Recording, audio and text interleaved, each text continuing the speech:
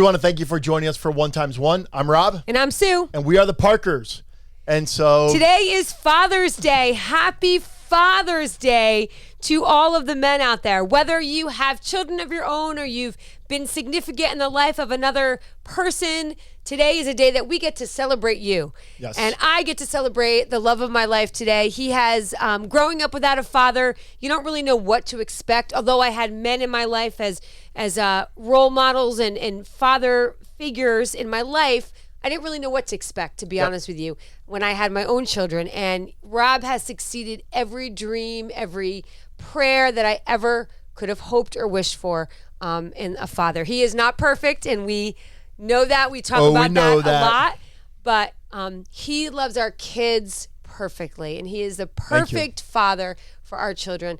Our kids adore you. It is very obvious. It's kind of funny because as they grow up, I always joke that they're all little mini Robs to some extent. And as they're becoming men and women, adults, they're all Rob Parkers.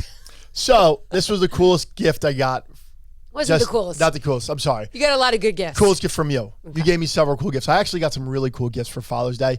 Today was more like Christmas than Father's Day. You're celebrating. I can't believe some of the things that I got for Father's Day. It was awesome. But these were awesome. These are my new Vans, my new flip-flops. Okay, the funny part about this is that he wanted these. Okay, this sounds horrible. I got up, cut my nails, knew I was getting these so I could preach in my Van flip-flops. He's known about this. I ordered them so long ago, and he said they were cool. And he's asked for them every week. Yep. And I wouldn't give them to him. Yeah, it's getting nice out. I wanted my flips. You had to wait. So thank you. I got my Van flip-flops, and to all my kids, you guys rocked it with the gifts this year, and so thank you for all the gifts. I love every single gift. So thank you. So good. So we're not doing a non-sponsor sponsor. We're actually going to dedicate this podcast to the Kunish family and the Carriere family. Kenny Kunish was a man who I grew up with. He passed away this past Monday. He battled cancer for 11 months. And yesterday, I was up in Vermont, and I had officiated the ceremony, the funeral for Kenny Kunish. And so we really want to dedicate this episode to the Kunish family, the Carriere family. Jamie, we're praying for you. All the Kunishes, we're praying for you all. And it was a rough day yesterday. It was a rough day, and it really inspired today. Our podcast, we were going to do something else, but it really inspired what we wanted to talk about today. We weren't even going to pod today, to be honest with you, but due to some circumstances, our kids, no one's home now. Yeah, so we found ourselves being here, and we said, why don't we do it? What a good day to do it. And for me, watching Rob go through this with the Kunish family and the emotion of the last week and what that's entailed. Rob came home yesterday and he said this profound thing, and it was so simple but so profound. And he said, Kenny lived his life well. Yeah. Each day with purpose. That was kind of what you said. Yeah. I talked about three things during the funeral, but the one came from Psalm 90, verse 12. Lord, teach us to number our days. And I made the point, make every day count. Make every day count. And Kenny did a really good job of making every day count. Before he was diagnosed and then after he was diagnosed, he really ran through the tape and finished strong. And it was rough. It was a rough one. It was probably personally one of the hardest funerals I've ever had to do. But it was an honor, and I appreciate the family inviting me into helping them learn to grieve and mourn. So I think what a great thing. Rob spoke in church this morning, challenged the fathers and pretty much all of us, to be honest with you. But knowing in light of this and talking about finishing strong and really being a role model to people around you as you go through all of life's circumstances, I thought that we should really kind of dig a little deeper into that, talk about what you talked about this morning, but maybe give like one story from each main point. So I have Rob's notes here of the main points. I do pay attention though when you speak, honey. Thank you. You have to choose sit through services. Both services. Yes. You don't have to, you choose to. I choose to. So good. So the first point you made today was when times get tough, we don't give up, we stand up. So give us something, a tangible example of what that means for you as a father. Endurance. It means to endure, to push through the difficult times in life. And we know with marriage, there's tough times. We know with parenting, there's tough times. And even as an individual, like, I'm going to go through hard stuff. We're going to go through hard stuff. We're going to go through hard stuff with our kids. And the way that I push through difficult times will build the character that will help me be the father that I'm called to. And I love how it says in scripture that perseverance develops character and character develops endurance. And so it's this whole idea of pushing through difficulties, knowing that that's when our character is being shaped. Playing sports, and we'll call college football. When I played college football, when fourth quarter came, we always raised up our four fingers and we said 4, knowing that the fourth quarter matters most.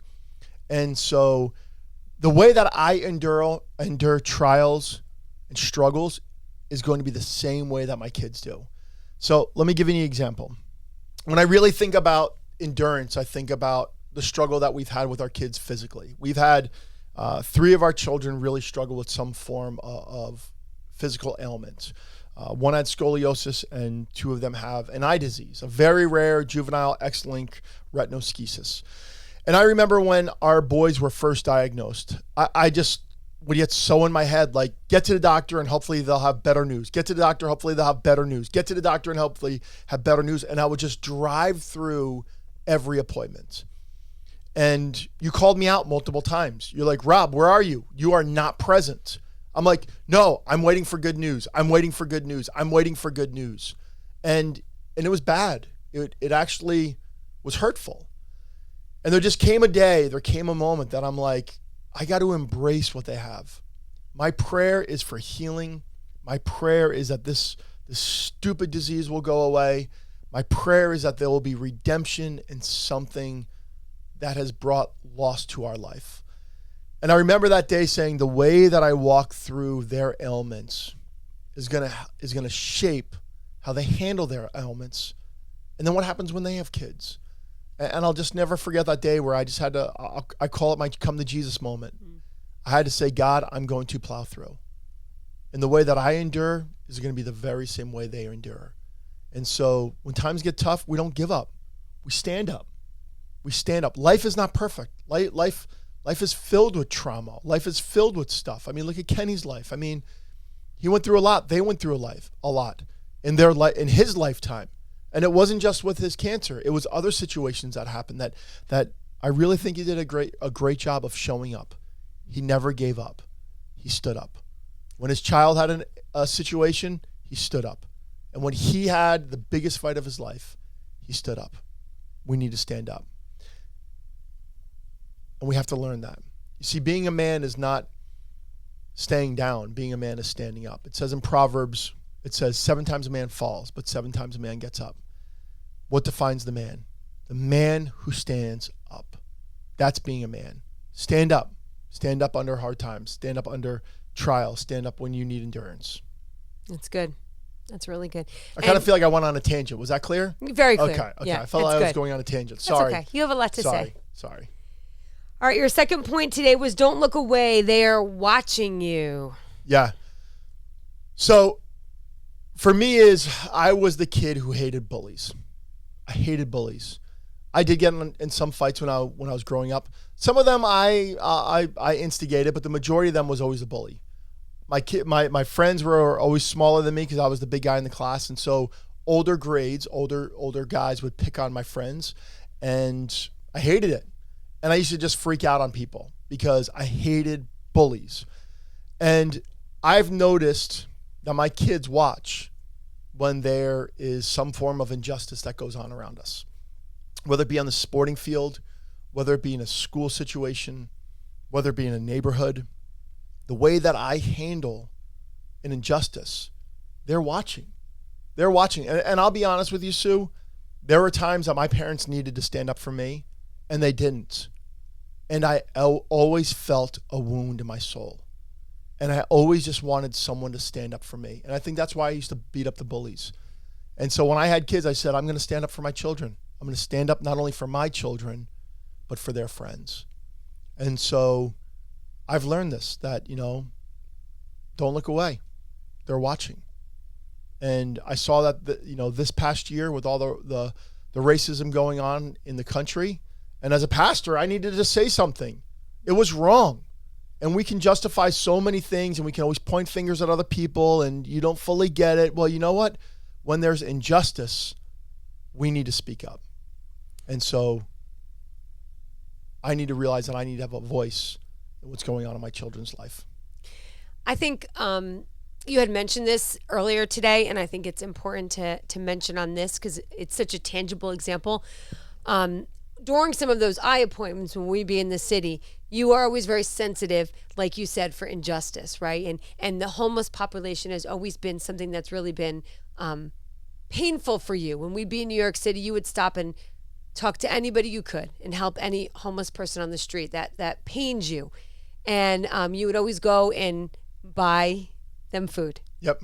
And give it to whoever you can give it to. Yeah. And you've done that for years. And our children have watched you do that for years.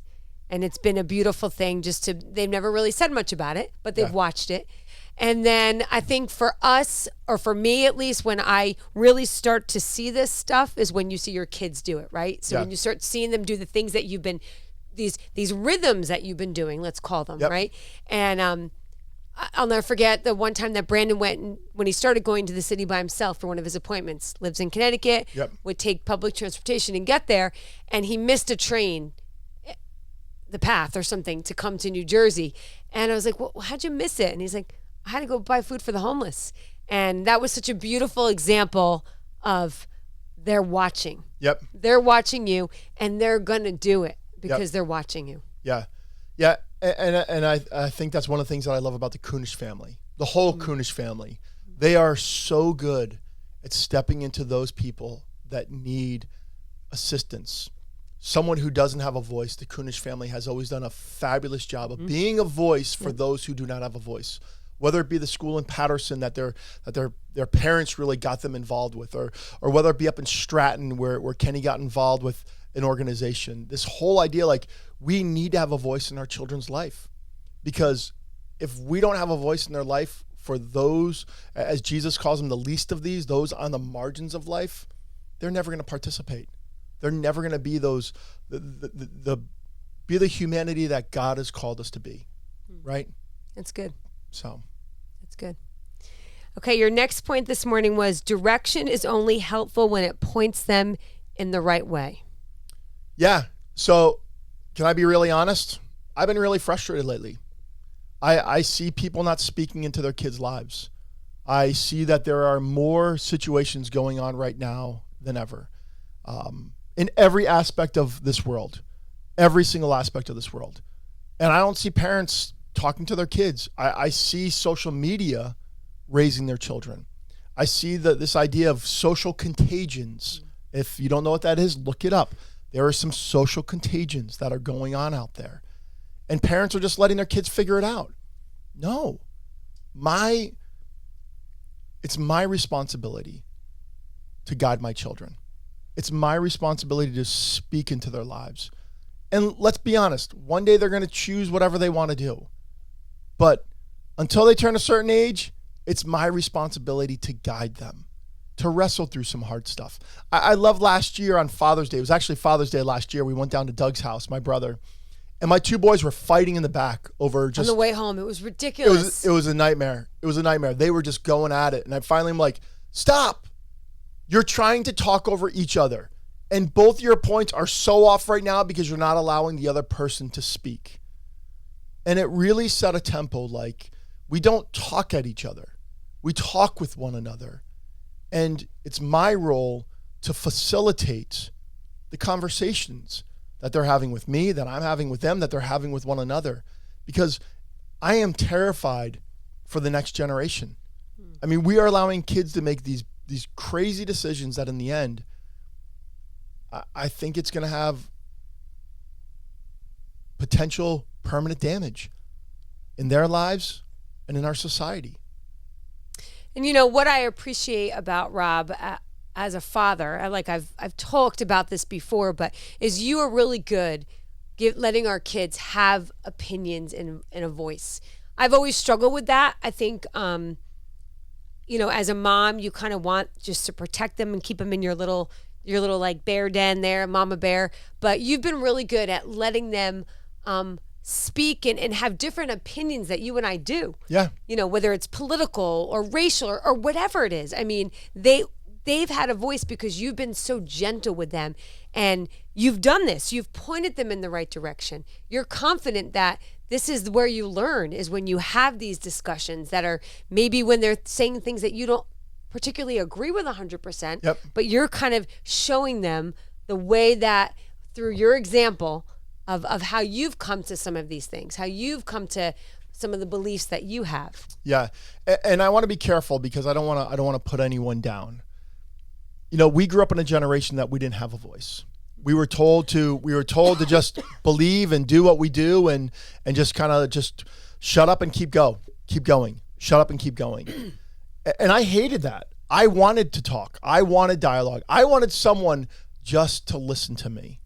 And there's been times that you and I have fought because I've said, you gotta let your kids just express. They're trying to get your goat.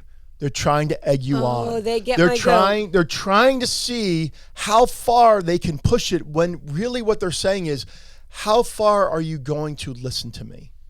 And I have some past pain that I just said, I'm not doing that. I'm not doing that to my kids. And you know what? When they're older, more than likely, they're going to be little Robin Sues. And so the way that we allow them to dialogue will be the very same way that they allow the way that they're going to allow their children to dialogue. And again, great, Rob, you sound like you got it all together. No, this has come at a cost, a pain in my life that I never had a voice. My kids need to have a voice, and it's my role to help facilitate conversations. And yeah, there are things that I want them to believe. There are things that I want them to grow up and do. But the way that I handle those conversations in a moment are going to really dictate whether or not I'm going to be able to have a voice in their future.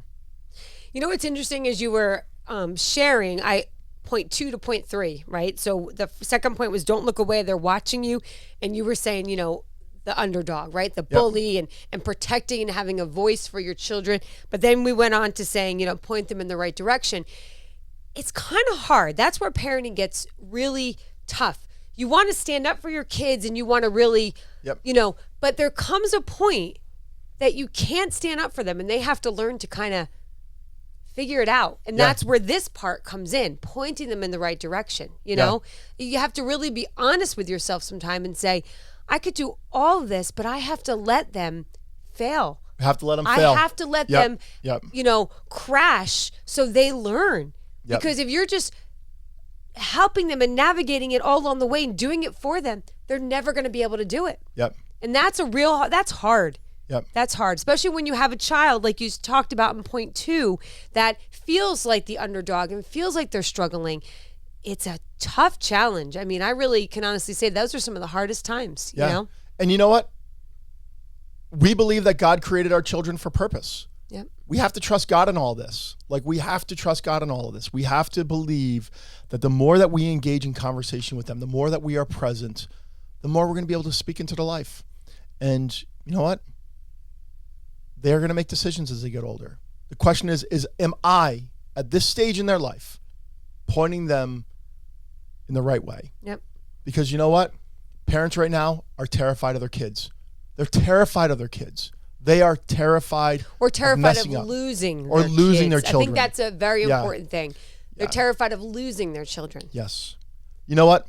Love covers over a multitude of sins. Yep. Love covers a lot. And I know even with our oldest or with our second or our third or with our fourth, that we don't always have to see eye to eye. Because you know what? They know mom and dad are going to love them through whatever differences we have. Not may have, because we have differences. Whatever differences we have, love is going to allow us to continue to walk down that path with them. Yeah. And you know what? It's the long game. It's the long game. Rob always used to say when the kids were little, this was like your thing, life is a journey, not a destination. And it's in that time. It is a long game. It's I wish I would have just penned that down, because then we would have been really wealthy. Famous. Now it's like, yes. I thought like he originated that. We could have had a real podcast studio. We could have totally had one. Yeah, that's true. your next point said investments come at a cost. Choose your investments wisely. Yeah. And your point in the beginning was very, when you were speaking this today, was very, it stood out to me. So much of our lives are spent outside our homes. Yep. And I remember when the kids were little, that really hit me the first time. I'll never forget it. When they all were in school full time. And I was like, wow, they spend 6-7 hours away from us. Yep. Then they come home and they have their activities or do homework. So the amount of time that we're having just one-on-one talking to our kid is like, I don't know, before bedtime, a couple hours. If right? that. If If that. that. If and that. and that really hit In me the about morning, every morning's a fight, so that doesn't count. Doesn't count. Mornings aren't good. Yeah. We're not good. Morning is not investment. Yeah. Yep. So I think, we really, so when you think about that, what does that look like? Talk to us about investment, because you're working all day. I'm working all Yep. day. We have things at night. The kids have work. How are we making investments in children? Yeah. Well, first, we don't worship our kids. So we don't plan our whole life around our kids. And that is, I want to amen that. Yeah, because we mold our children. Yep. We set them up with the gifts that they have been given, and we've helped them find their gifts. Mm-hmm. And then we come alongside and we support their gifts. So how do we invest? One, best thing you ever did was when the kids told on me for being on the phone in the car. Mommy, they're always telling us. Mommy, Daddy's always on the phone in the car. Of course, they were right.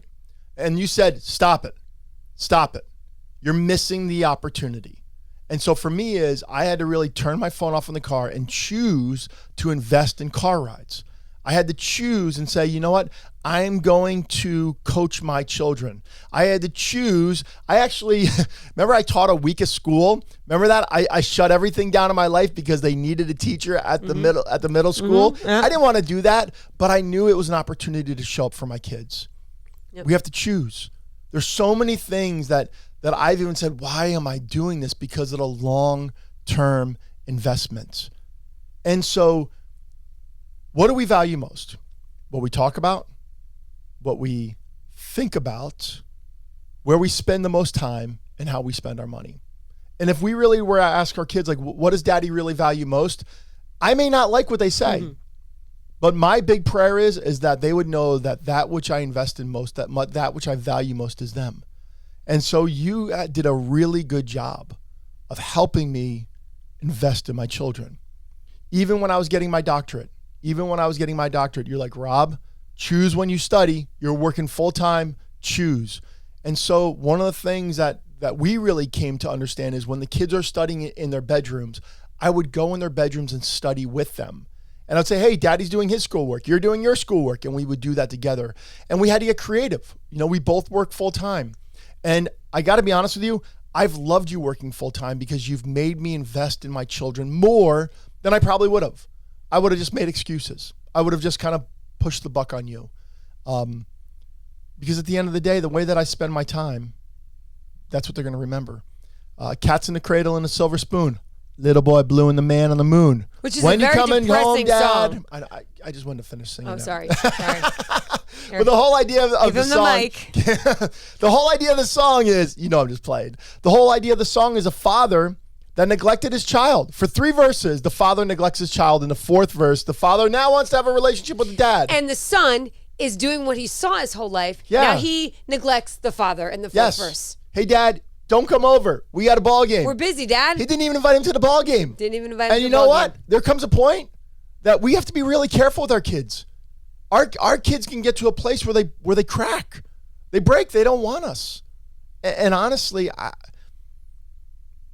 no matter what I do in this life, the only thing that matters is, one, my relationship with Jesus and my relationship with you guys. Because you guys are just going to be able to really reap that which I poured into most. And so I need to choose my investments wisely. And it's come at times a professional cost, right? Yep. There are some things that I've said no to professionally, yet even as a minister, at the cost of my children, because my children's was a much better investment than something else. Absolutely. Yeah. And this has been a journey. Remember, I'm from Bergen County. I'm an Allendale boy.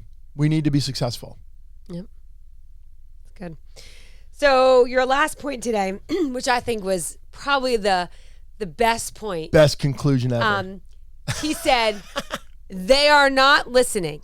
Now, they are not listening. They are not listening. I have noticed that the older... Can I tell you something really funny? Yes. So that last point was so funny. A junior higher walked out right when I said that. No way. They did. And they just kind of, they weren't listening. They just left. And then they just kind of strolled back in. I was cracking up. I was dying. That's awesome. But they don't listen. I really would say about 6th grade, they stop listening to you. Yes. Your words are not really like important. You're not until 5th grade, every word matters. You know? Guess what daddy said? Guess what daddy said? Guess what daddy said? You know, this is totally a side note. This is so ridiculous. Taylor Swift has a song that talks about, never grow up. And like, sometimes I just need to like cry. So I put that on and just, it's like a remembrance of the kids getting older. Yes. And, it talks about like let your mom hold your hand because someday you regret it, or let her come and kiss you goodnight because someday you'll be in an apartment by yourself. Yeah. But it's so true because her point in that song was you're rolling your eyes at your mom. Like don't do it. Like, and it's true. Every kid goes through that it's like a developmental milestone. They stop listening and suddenly you're so cool. And then you're not cool anymore. Like one day you're just not cool. Yep. Like what happens? Like, and each of our kids, like I really thought Luke would always think we were awesome. Yep. Like, no, it changes. And sometimes he doesn't. He doesn't. Sometimes he does. Sometimes he does. A lot of times he does. But there's a lot of times that he's like, Yo, he was awesome on Father's Day. He went above and beyond. Yeah, that boy went crazy. He's like, I think my love language is giving gifts. I'm like, I think it is too, buddy. He gave a gift. It was awesome. But, they don't All listen. my kids gave big gifts, but it was just so funny you bring up Luke. It's very funny. But they don't listen. And words are words. Rob had said this morning, like the peanuts. Like, when you as a parent start talking to your children, a lot of times it's just words. And really it becomes nagging. Yep. That's what, the kids will, I'll be like, hey, we have company coming over. Can you just, clean up your room? And they're like, stop nagging me. I'm like, oh my goodness, I'm not nagging you. But that's what it is, right? So come on, let's talk about that. 100%. I have a great way to wrap this up.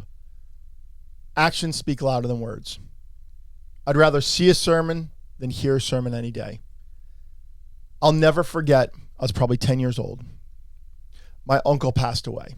My great uncle passed away. Great uncle. And we were at the funeral, and I'll never forget my 2 uncles, so their father passed away. The 2 uncles were listening to all the stories, all the amazing things. And the one uncle said to the other, I have no idea who this man is, because he was never that way with us. The guy went to build this ambitious career. This guy went to go change the world by helping everyone. This guy was the perfect model of life, except to his own boys. And I'll never forget getting in the car and we were talking about, like, what did Uncle so-and-so mean by that? And I remember my father said to me, he never spent time with his kids. He was out building his business, and he was out changing the world. And he forgot about his boys. And his boys said, we have no idea who those people are talking about. You know what? The way we live really models everything that we hold true and everything we value. We say we want our kids to be people of faith. Be people of faith. We say we want people to follow Jesus. Am I following Jesus? We tell our children that, hey, we want you to have a good marriage one day. How am I treating you? They're not listening to anything we say. They're watching everything. And I really, really do pray that at the end of my life that my kids will be like, Daddy lived it. He lived it, and he loved us like no other. That's great. So that's how I would. That's great. Thank you for that. And I really, if you don't have children yet, or you never had children or don't plan on having children, this still applies to you, because there's always somebody in life that you can kind of come around. Yep. And eyes are watching you as equally. I've said this a million times, but there have been many people in our children's life who have been very present for them. Our daughter was talking about that the other day, about a mentor in her life who has been consistent. Yep. A couple, and how they have been. What about you, Uncle Al? Al. Sue's Uncle Al. Always. I went up today and I said, I want to thank you for loving my wife like a father. Right? It's true. we never know. We never know. We So never true. know. So, I challenge everybody to really be able to pour into somebody else. Yep. Yeah. So Cool. So happy Father's Day, love.